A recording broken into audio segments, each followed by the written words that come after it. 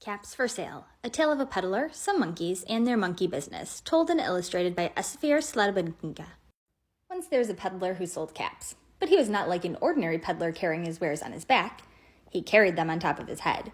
First, he had in his own checked cap, then a bunch of gray caps, then a bunch of brown caps, then a bunch of blue caps, and on the very top, a bunch of red caps.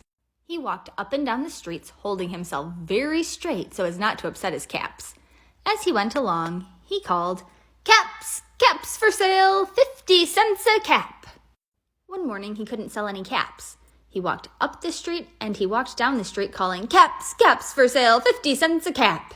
But nobody wanted any caps that morning. Nobody wanted even a red cap. He began to feel very hungry, but he had no money for lunch. "I think I'll go for a walk in the country," said he. And he walked out of town, slowly, slowly, so as not to upset his caps.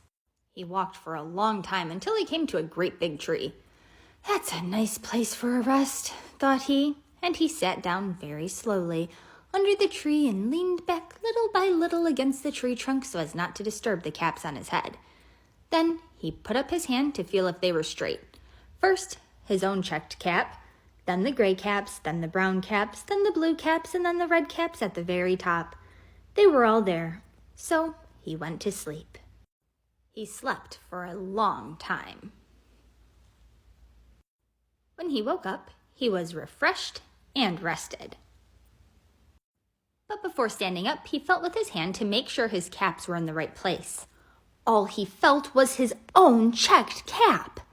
He looked to the right of him, no caps. He looked to the left of him, no caps. He looked in the back of him, no caps. He looked behind the tree, no caps. Then he looked up into the tree. And what do you think he saw? On every branch sat a monkey. On every monkey was a gray, or a brown, or a blue, or a red cap.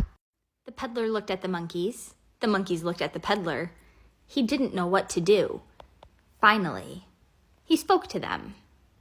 "You monkeys, you," he said, shaking a finger at them. "You give me back my caps."